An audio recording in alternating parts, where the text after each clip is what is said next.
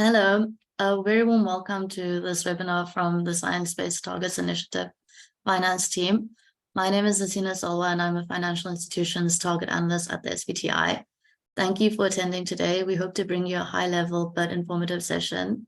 This webinar is mainly a public consultation question and answer session, which is focused on the three draft financial sector resources. Before we begin, some general housekeeping. So the event is being recorded and it'll be available on the SBTi YouTube channel, and the recording will also be available on our website. If you have any questions, please type them into the Q&A box that can be accessed on the bottom of your screen. We are also joined today behind the scenes by colleagues from across the SBTi who will be answering as many questions as possible in writing. If we don't get the opportunity to cover all the questions, we will respond to as many as possible on our website and social media channels.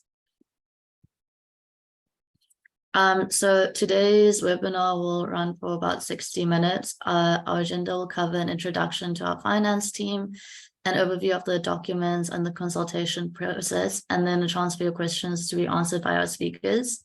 For those of you who have just joined, you can submit your questions through the Q&A box at the bottom of your screen. We'll work to answer as many questions as possible during the presentation in the Q&A or in writing.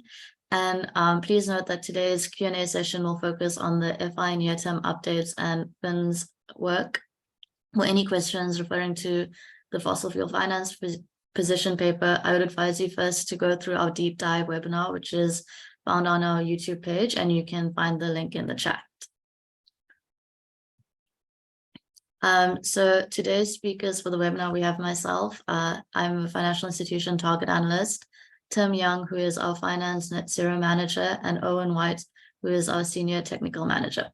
And I'll leave it off for Tim.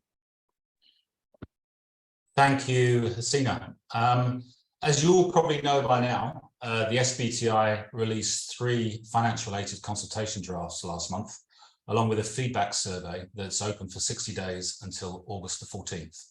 So as many as you can fill in that survey as possible to give us the feedback to go on to the next stage. The first document is a version 2 update of the existing near-term FI target guidance that was first published in 2020.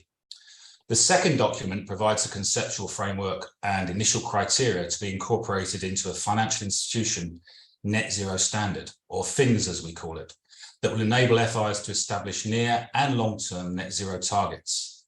The third paper is the fossil fuel finance position paper, which outlines specific criteria to address FIs' activities in the fossil fuel sector. Just to emphasize, these 3 are consultation drafts only at this stage and not final documents. We need your input via the public survey to help deliver updated versions of these drafts as ultimately final documents. In terms of how these documents relate to each other within the finance sector, first, the near-term guidance already exists and is the basis for current target validations by the SBTi. That's being updated to increase ambition and provide clarifications, in part following earlier feedback from end users. Second, the fossil fuel finance criteria will be incorporated into both the near-term guidance version 2 and the FINS standard when it arrives. Under the near-term guidance, it will only be applicable to FIs that choose to set targets based on the criteria to cover their fossil fuel related investment and lending activities. While they will be proposed as general criteria, however, for all FIs under the FINS standard. Third, the FINS document is an initial conceptual draft, so we expect that there will be additional drafts before we have a final implementation version as a standard. In the long run, we expect the FINS standard to absorb the near-term guidance. However, there will be several steps until then, so expect the near-term guidance to remain valid and continue to be used for developing science-based targets with SBTi and validating them for the foreseeable future.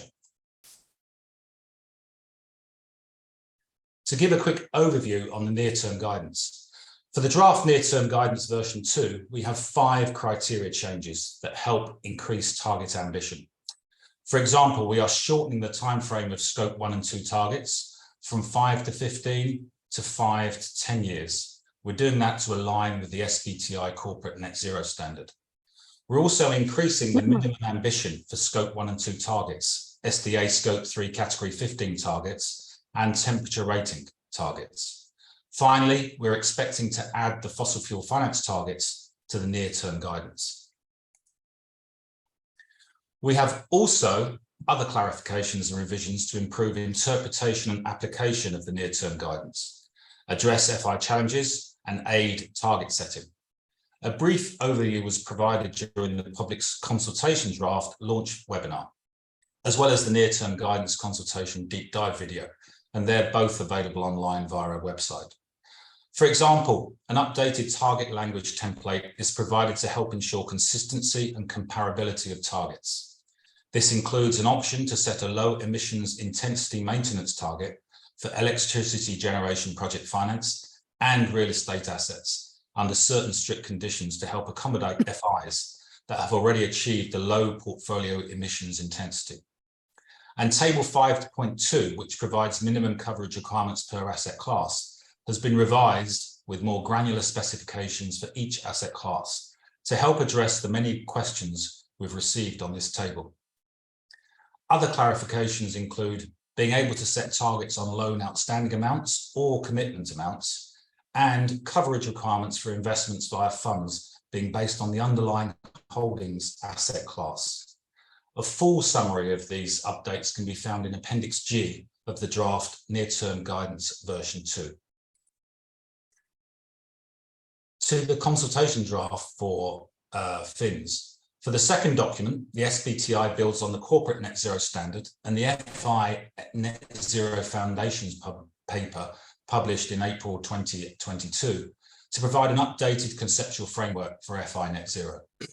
Those familiar with the SBTi corporate net zero standard existing today will see some similarities in this graphic where we look at the overall emission trends over time. This reflects the crucial role of FIs in increasing their share of financial flows that go into entities or activities that are transitioning along 1.5C pathways. However, we've added a crucial additional pathway, which is on portfolio alignment, line 2 in the diagram. This in turn reflects our theory of change, that is, getting the financial sector to engage and influence the real economy to transition. First, FIs will need to set near-term targets to increase the share of financial flows going to activities that are 1.5C aligned. That's number one. Second, essentially all of an FI's financial flows will need to be ultimately incorporated and net zero aligned by 2050, which third means its portfolio emissions are also reduced to near zero levels by 2050. As portfolios align, emissions should reduce, and we still need to measure that, even if we focus on aligning initially. Fourth and finally, residual emissions after a state of net zero has been achieved need to be neutralized. When we establish that kind of framework, we look at 5 different types of criteria we think are necessary to make sure these targets are robust and transparent. These 5 types of criteria are covered in the consultation draft. The first is organizational and portfolio target boundary. This represents the size of an FI for emissions measurement purposes. That's the organizational boundary, plus the different types of financial activities that are in scope and hence within the portfolio target boundary for emissions targeting. These in-scope assets should then be prioritized by the FI for action in addressing portfolio GHG emissions over time. We then have criteria on near-term and long-term targets that address the type of targets that should be set, the granularity, and the different ambition rates expected over the near and long-term timeframes, together with steps that should be taken to neutralize residual emissions. Fourth, we have explicit criteria on fossil fuel finance, which I will outline shortly. And finally, we have criteria on monitoring, reporting, and recalculation, which looks at the quality of the data that is expected when establishing targets and expectations around disclosure and reporting to ensure transparency and proper tracking over time. An overview of aspects of these criteria was provided in the FIN's consultation deep dive video, as well as during the public consultation launch webinar, and these are available online. And finally, the fossil fuel finance position paper. It's become increasingly clear that for financial institutions, there is a need to have more specifications around fossil fuel investment, lending and facilitation activities if FIs are going to set robust and credible targets, and if we're going to limit global warming in line with the temperature goals of the Paris Agreement. The fossil fuel paper builds on the concepts set out in the Foundations paper last year and introduces some proposed criteria to address the financing of coal, oil and gas. Specifically, an FI will need to firstly disclose all of its activities in the fossil fuel sector. Second, cease financial flows for new fossil fuel activities, a position supported by 1.5C climate scenarios. Third, engage fossil fuel companies to align and transition to 1.5C pathways. And finally, phase out fossil fuel activities that are not 1.5C aligned if engagement is ultimately unsuccessful. You can see in this slide that there are differentiations between coal and oil and gas, as well as by country income groups based on climate scenarios and just transition considerations, as set out in the UNH-led report. These are detailed proposals in this paper, and an overview was provided in the Fossil Fuel Finance website, as well as during the public consultation launch webinar. So we recommend you check these materials out as well via our website. With that, I'll turn back over to Hasina to open up for questions. Thanks, Tim. We seem to have received lots of interesting questions today. I'd like to remind you the chat at the bottom with the Q&A box if you have any further questions you would like to ask in our Q&A. So now we'll spend the rest of the session answering some of the most common or insightful questions that have been asked. So the first question is, can you please clarify how the near-term guidance update is intended to interact with the FINS paper? I'll take that one, Owen. Yes, so this is clearly set out in the FAQs document that accompanied the launch of the 3 papers last month. But to summarize, the FINS standard is not available yet. As stated, it's only a conceptual draft at this stage. So FI should continue to set targets only under the near-term framework. That near-term framework will be updated via the near-term guidance update version 2, and we hope to roll that out as soon as possible. But in the meantime, all existing commitments are valid and will be validated under the old guidance until the new guidance becomes available. Then, if we wind forward to FINS publication, it's hoped that we will be able to fold the existing near-term guidance into the standard, so the standard will cover going forward when it becomes available, both near and net zero target setting for FIs. But there will be a transition period, a likely transition period of 6 months or so. That's what we're looking at present, during which the near-term guidance will remain valid and targets can be set under that.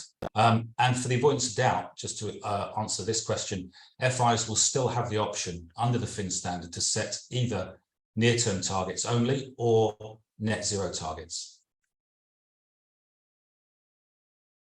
Thanks, Tim. The next question is actually related to the near-term guidance. So please confirm if bank reports targets under the current version of the standard, if it's required to provide calculations of CAT 1 to 14 of scope 3, or only scope 1, 2, and CAT 15 of scope 3. So right now, setting targets on categories 1 to 14 of scope 3 is optional for financial institutions. However, it is still encouraged to do so and recommended if they can set this target, but they would still need to be in line with the SBTi criteria. So in terms of requirements, if a financial institution wants to set a CAT 1 to 14 target, then they have to provide us with the full inventory and follow our corporate criteria guidelines on setting a target on these emissions. But as again, it is an optional target to set. So as a financial institution, the focus would be on scope 1, 2, and category 15 of scope 3. Thanks for your question. The next question is, how will the current target methods like the SDA be used to set targets under FINS? They are sectoral emission reduction targets as opposed to alignment targets. So where in the framework will they fit? Thanks, Asina. I can take that one. It's a great question, and it's something that we did not necessarily specify clearly in our consultation draft because it didn't deal with some of those questions on the final set of methods that could be used. But as Tim mentioned, we have both portfolio alignment and portfolio emissions pathways. The SDA firmly fits into that portfolio emissions pathway because ultimately it is looking at the current intensity of portfolio companies in certain sectors and aiming to reduce that over time. What we are looking at now is, under what conditions we can use both kind of SDA types of targets for certain asset classes, and where those SDA targets would actually have to be complemented with more forward-looking methods as well to be used at the company level. So to give an example, many institutions now will use SDA for certain high-emitting sectors, and they would aim to reduce the intensity of their lending or investing to those sectors over time. That looks at ultimately an aggregated indicator at the sector level. And what we're exploring now is how and where do we need to actually complement that with also methods at the entity level in those portfolios. So for example, not only a sector having an intensity target, but also having a target to ensure that an increasing number of those companies are actually themselves have targets and are decarbonizing. Other asset classes, for example, like real estate, where SDA has historically been used, will probably maintain the SDA. We are also looking at what maybe alternative methods exist for some of those asset classes, but typically where there is no company, it's project financing or activity level financing. The SDA is still kind of seen as is a vital method, and in those types of asset classes, there may not be an alternative alignment method, and therefore SDA may be sufficient. So we are assessing each of those at the moment, and that will be published as part of our next document, where we will look at the updated criteria and indeed then those final list of methods that will be available at each step and for each of those portfolio alignment and portfolio emission goals.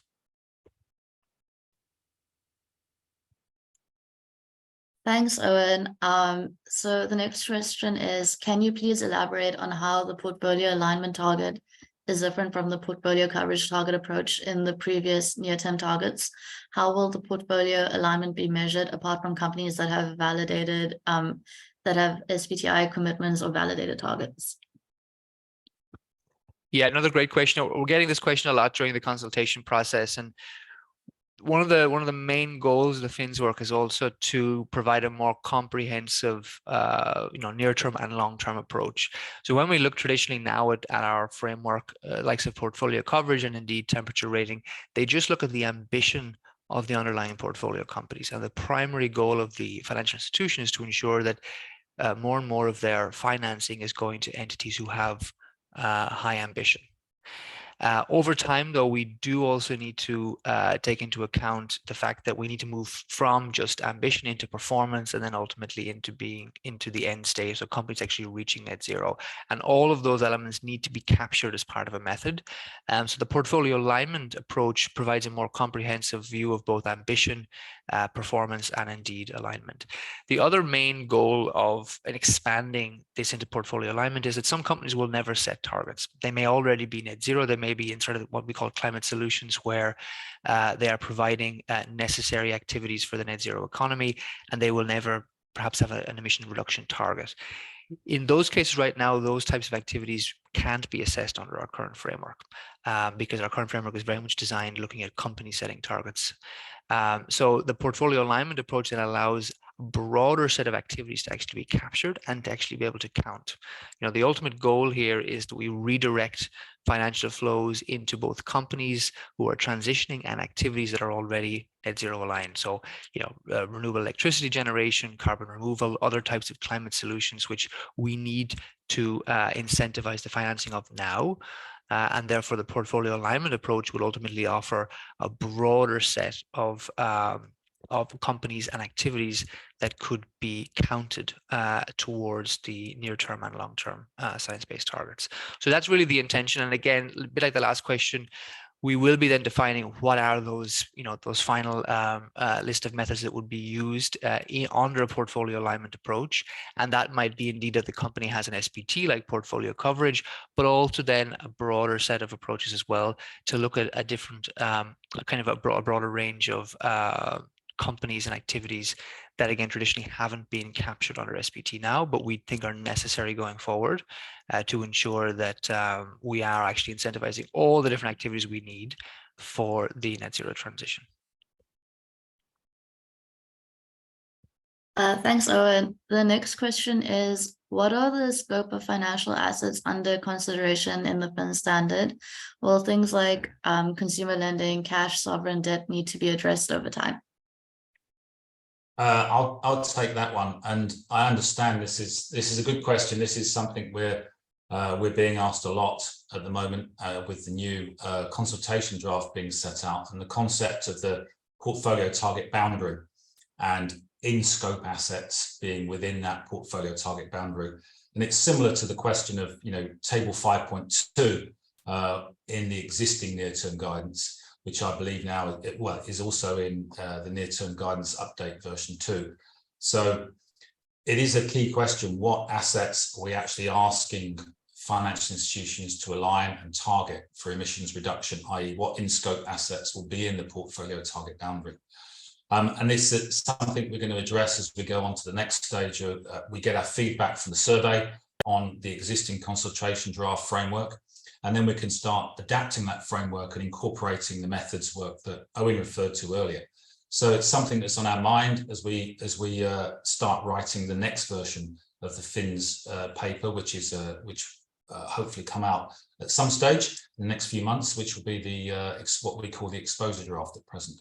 So it's a question we're being asked, and we are considering it, and we will have a similar table to table 5.2 in the FINS exposure draft, and therefore the FINS standard. In addition, the second part of the question, so if we look at what, sorry, to address the first part first, if we look at what type of assets, well, certainly very similar to what's existing in table 5.2 will be in-scope assets within the portfolio target boundary initially. And then as we develop more methods for other asset classes, more asset classes and activities will go into the portfolio target boundary and be in scope for target setting purposes. In addition, the second part of this question was a question of things like consumer lending, cash, sovereign debt.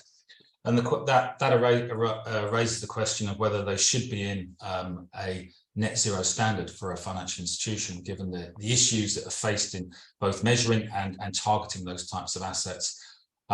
Those are things we're looking at right now, and we do intend, as part of the next stage, to introduce, as well as a list of things that are in scope, a list of things that for the time being will not be in scope, i.e. Until 2030 at the earliest.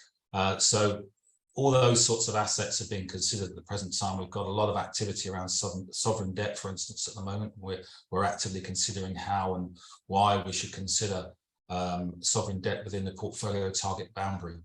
So yes, to answer the question, the scope of financial assets under consideration will be what's there in existing term guidance, but we will add additional asset class and activities over time as methods develop. And then also we'll include a list of assets where we're not going in the short to medium term. The concept of FINS, though, is that ultimately by 2050, the entire portfolio should be approaching net zero or at net zero. So where do we draw the line between what shouldn't be included and what should be included? And that's something we're considering seriously at the present time.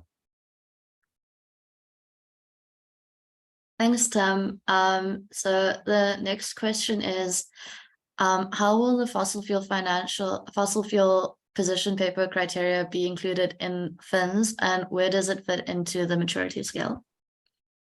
Thank you very much. And obviously, just to recap for people on the call who are not aware, so we're introducing fossil fuel criteria, which should be included within the FINS standard, given the importance of the fossil fuel sector to FI GHG emissions.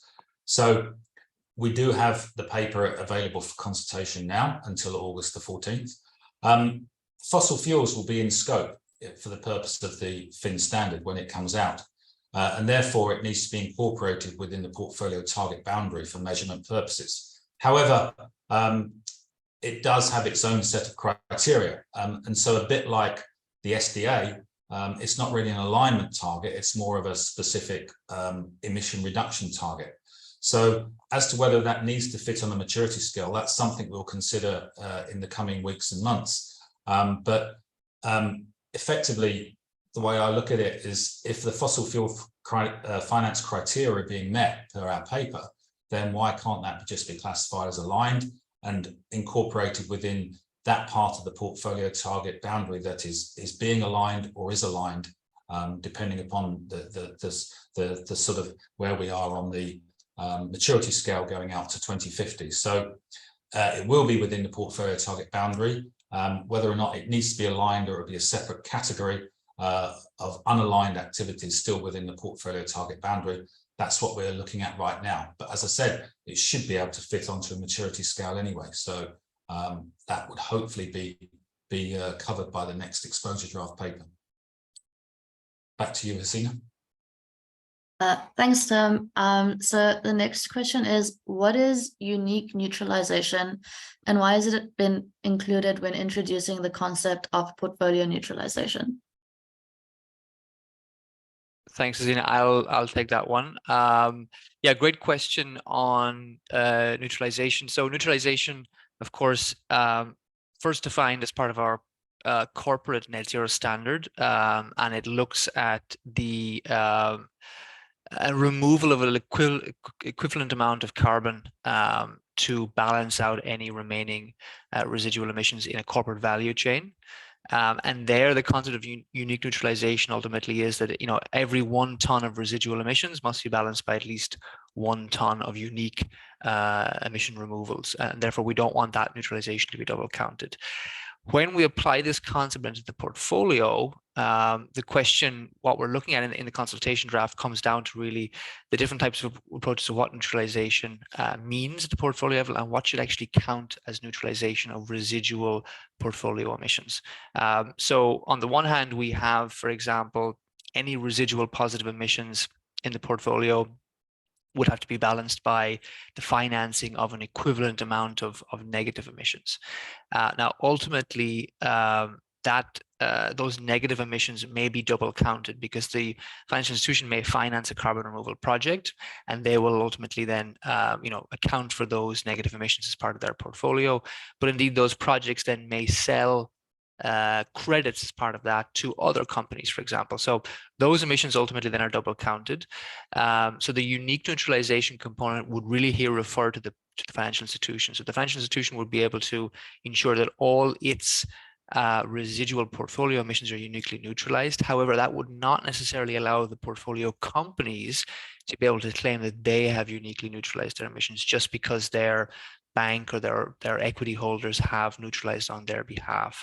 So it's really around the different types of claims that can be made. And ultimately, we don't want multiple entities claiming removals from the same source, because that ultimately will be double counting. So it's important that we both separate the two systems at the company level and what the companies can claim versus then what the financial institutions can claim at the portfolio level. And this is kind of critical to ensure then that we have the right incentives, both that the financial institution is incentivized to engage the portfolio company so that they neutralize their emissions. And then in cases where they don't, the financial institution can also then essentially step in and finance an equivalent amount of negative emissions to neutralize it at the portfolio level. Thanks, Owen. So the next question is, if FIs can set a single alignment target covering all of its in-scope activities within a single portfolio target boundary, but it covers only a specified percentage of those in-scope assets, wouldn't that mean they could potentially avoid setting targets, say on fossil fuel or other heavy GHG emitting assets within their portfolio if they are in scope? Thanks, Tina. I'll take this one as well. So the concept of the portfolio target boundary, and this is what Tim alluded to a little bit earlier, is around first of all, having a better view of materiality within a portfolio. So our current framework looks at a prescriptive-based approach in that, financial institutions must establish targets in certain asset classes, regardless of their significance relative to other asset classes. And we do have certain mandatory coverage requirements there. So for example, lending to fossil fuels would always have to be addressed. Lending to power generation would always have to be addressed, regardless of its significance. Under the FINS framework, then, the intention is to sort of expand that, to introduce that materiality idea that we want ultimately a growing share of the financed emissions to be aligned over time. But within that, then, we have specified actually that there are certain elements will always be considered material, even if they represent a small portion of the overall emissions or the overall financing. So while we are taking a more of a materiality-based approach, we will also define specific mandatory financial flows that will always have to be addressed. So for example, fossil fuels being one example, but even power generation and any other financing that is used to create potentially new high-emitting assets. So that would be sort of asset level financing, project financing, where there's a direct primary financing to create new assets. In those cases, they should always be covered, even if they represent a small share of the emissions of the overall portfolio, or indeed a small share of the overall AUM or lending, whatever it might be. So in that case, we will also have specific requirements built in that certain elements are always mandatory. Beyond that, then we would look to that materiality approach where, across different asset classes, financial institutions would focus on where they have the most emissions, the emissions hotspots within asset classes. But it is important that we don't want to leave those loopholes that would sort of say, well, I've covered 80% of my emissions and the 20% is fossil fuels. That would not be allowed under that framework. We would have to ensure that certain types of activities are always addressed, because that ensures that we're covering both kind of the climate relevant to the financial institution based on the emissions materiality, and covering all climate relevant activities for the wider economy, even if they represent a small portion of the financial institution's portfolio. Thanks, Owen. Tim, I think you might have had covered this in the beginning, but the next question is, can you clarify if emission reduction targets in line with the near-term guidance are ultimately being phased out or no longer required once the new FINS is released, with a move to portfolio alignment targets? Yeah, I can take that. So that goes back to what Owen was saying about SDA, and I was saying about fossil fuels. So there will be an element of emission reduction targets as well as alignment in there, but how the emission reduction targets translate into alignment, we need to review that as we look at the scope of the portfolio target boundary and whether it includes alignment assets only or emission reduction target and alignment assets. It's something we've got to work on for the next draft. So to answer that question, there's likely, like in fossil fuel criteria, to be still emission reduction targets as well as alignment, but it's how we translate the emission reduction into alignment that we need to work on. Anything else you'd like to add on that, Owen? No, I think that covers it.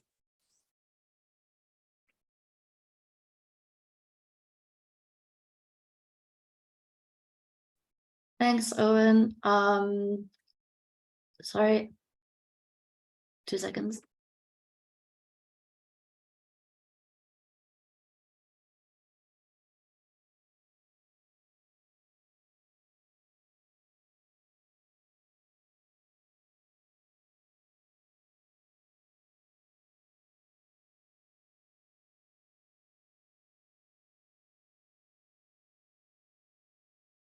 I can step in, Hasina, in case you're having some technical issues. I think there was one question asked here on so there's some project financing. So what is your position on continuing project financing to renewable energy projects for corporations not aligned to 1.5C? Example, investing in a BP wind power project if BP itself is not 1.5C aligned. So that's a great question. So currently, how we look at both entity level financing, so equity, lending, other types of facilitating to entities, is very much separate from activity level financing. So specific use of proceeds at the project level. So within our current framework, for example, we do have project financing for renewable electricity, and that is independent of the ultimate parent company, but it has to be a specific defined use of proceeds project. So in that case, right now, if BP, for example, is funding a project, a wind power project, and that is a separate special purpose vehicle with no ultimate relationship back to BP, then that can ultimately be covered under a target. And we would consider the same going forward. If there is a specific a special purpose vehicle set up, then that could be considered at the activity level, and therefore the ultimate parent company would not have to be aligned itself. It's only where, for example, you have companies right now issuing, say, green bonds, where the company itself may not have any alignment target, but they want to use that money for a green project, for example, at the company level. That's slightly different because there you very much have a very strong link to a parent company, and our overall goal was always to ensure that the financial institution engaged at the entity level, because we do need companies not only to develop specific and individual green projects, but to have an overall ambition and transition plan ultimately. So it really will come down to that use of proceeds and how we define that. So we are working on some language on that when it gets down to that question on the methods again. So for example, if it's that BP still has full ownership in that wind project, then ultimately you will be assessing BP at the entity level. Whereas if that's a special purpose vehicle that's been set up to finance the creation of a wind project, that could probably be assessed independently. But that is the kind of the breakdown that we're going to do. And in our maturity scale in the consultation draft, when we talked about the methods section, we did split it into entity and activity, and that's kind of the way we're going to do it going forward, depending on the counterparty involved in the financing. That ultimately then decides, what type of method and what will ultimately count towards that target. Thanks, Owen. Apologies for the technical difficulties. The next question is, can you confirm that the definition of new financial flow include absolutely all financial services, including general purpose loans? Yes, I'll take that one. Thank you for this question. So this, I believe you're referring to, Jean-Luc, you're referring to this in the fossil fuel finance paper, which talks about new financial flows to non-aligned 1.5C companies, and also activities that are not 1.5C aligned, for instance, new exploration or new production. So yes, that's targeted, and it's intended to target all financial services, including general purpose loans. But we very specifically chose the definition of the term financial flows because ultimately, within the Fin standard, we want to cover both financed emissions, which is the area the near-term guidance focus on at the present time, but also ultimately facilitated emissions as PCAF moves further in this area in defining accounting frameworks for other facilitated emissions such as insurance underwriting and also capital markets activities. We want to be prepared to follow that, and we're lining up the Fin standard so that it can consider facilitated emissions more and more as an accounting methodology is developed and the accounting framework is developed, and then we're able to develop methodologies whereby it can be that particular facilitated activity can be targeted for emission reduction purposes. And therefore, once we've also determined that the FI has influence over that particular asset or activity of a facilitated nature, that can be then brought within scope for the portfolio target boundary, and targets begin to be set for that, and alignment take place with 1.5C pathways. So financial flows was a deliberate term we chose in order to cover both financed and facilitated emissions, and indeed all types of financed emissions in the meantime, whilst facilitated emissions work is being developed.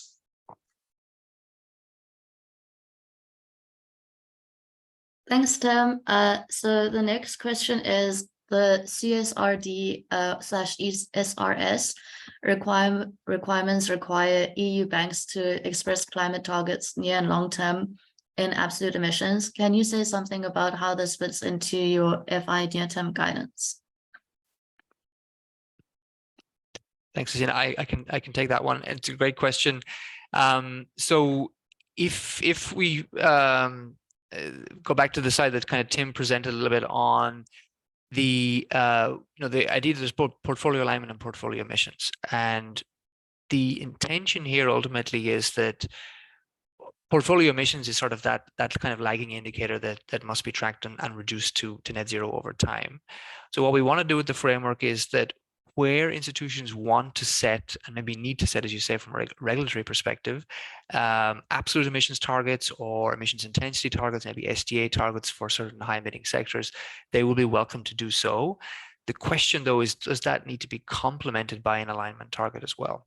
So not only having an absolute emissions target to say, reduce financed emissions by 50% by 2030, that as a target itself is good, but it's probably not sufficient in order to actually drive transition financing, which is ultimately the portfolio alignment goal. So I think in those cases, and we've had these discussions many times with financial institutions over the past couple of years, is that both kind of targets are probably necessary for many purposes, but the portfolio alignment target is one of the key ones that actually drives the action we want to see in the real economy, given that it is focused on financing potentially very high emitting entities that need to decarbonize, and that may ultimately increase your financed emissions over time, which is so not necessarily helpful then for meeting an emissions target.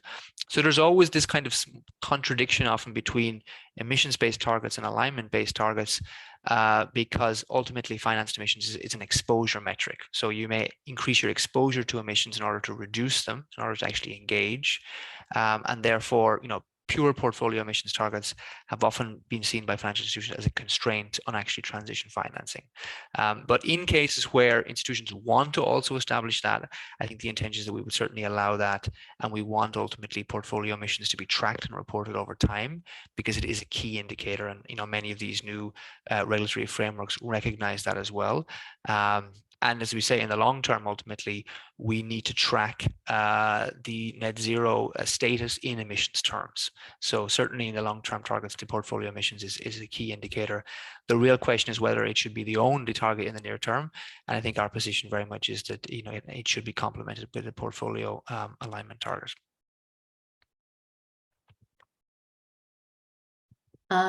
Thanks, Owen. So the next question is actually a little bit more linked to the near-term guidance, which I can answer. So can you clarify if further guidance on setting a target of funds will be available? So basically, right now, our updated near-term guidance has given more description on the fund of funds that are eligible to be able to set a target depending on the underlying asset class. And we would we would require that depending on the underlying asset class, if they are eligible or required activity, that a target should be set on these funds. Yeah, the next question is, considering that portfolio alignment requires ranking the maturity of counterparties, will you elaborate further the criteria to assess the counterparty alignment maturity, e.g. CA 100 plus type scorecard or TPT framework? Thanks, Zina. I can take that one as well. No, great question. I think yeah, that's exactly the purpose of the, again, back to the previous question, moving from a pure portfolio coverage, which looks at ambition, into portfolio alignment, which actually looks at the maturity of counterparties over time. And this is something that we've been thinking a lot about. There's a lot of work undergoing right now on transition plans, and what does it mean for an entity to actually be performing along 1.5 levels and actually transitioning credibly. The SBTi to date has only focused on what 1.5 degree ambition should look like at the entity level. So this the ambition of given targets across different sectors. It is a very different question, of course, than to look at what does transition actually mean. So what we're working on the SBTi perspective is looking at not only having a 1.5 line target, but also, what does it mean to actually reach that target? What are the emission reductions you have to demonstrate? Is that in cumulative terms over time? Is it point in time? So the different types of requirements around demonstrating credible decarbonization. And that's the goal ultimately, is to be able to do that in emissions terms. What a lot of these other frameworks do now, for example, CA 100 plus benchmark and others, is they look at a wider range of metrics for transition. So, for example, CapEx alignment, our targets and so on linked to board remuneration. These are all very helpful proxies ultimately for transition. So in the absence of us having very clear emissions data on what the company is actually doing over time, these types of elements on CA 100 plus benchmark are very useful to understand, is it likely that the company actually meets their target or not? So they may have a very ambitious target, but if they haven't got their CapEx aligned, and if those targets are not linked to board remuneration and other governance elements, then it's probably unlikely that they may meet their target. So what we're trying to do now within that transition element of the maturity scale is say, well, what are the minimum requirements we would set out to say that a company is actually transitioning, and we would want to link that ideally to the ambition, but ultimately then the actual emissions time series, and are they demonstrating a reduction in their actual emissions. We see ultimately other elements like CapEx and so on as being useful proxies here, and we are exploring around, is there can we use some of those as key metrics. But in the absence of that, it would simply be using those as proxies in the near term until we have a much more clearly defined approach to say this is what it means to be performing along a 1.5 pathway. And that may take a couple more years to be able to actually clearly demonstrate that in emissions terms, because there is a lot of work also ongoing on the MRV for SBTs. So we would like to be able to have, we will have guidance on, which of those frameworks can be used as proxies in the near term. But ultimately, as we go forward, then it would be actually ensuring that companies disclose and demonstrate their actual decarbonization in emissions terms, in addition to having all those other indicators that show their likelihood of meeting the targets and their commitment to the process. Thanks, Owen. So I believe there are no further questions. So thanks everyone for your attendance and the brilliant questions that were asked today. We hope that you found the session valuable, and if you haven't been able to answer your question today, we'll do our best to keep you informed in our follow-up communication. So please sign up to our mailing list. The public consultation is open until the 14th of August. So you're invited and encouraged to submit your feedback on our financial institution, near-term, net zero, and fossil fuel drafts. Please scan the QR code on your screen to be able to access the survey, and a link is also available in the chat. Following the consultation, our team will review all the feedback submitted and update the resources. We expect to publish the updated near-term framework before the end of the year and the first operational fin standard in 2024. Please check our website, social media, and newsletter for regular updates. Thank you once again for participating in this webinar. Thank you. Bye.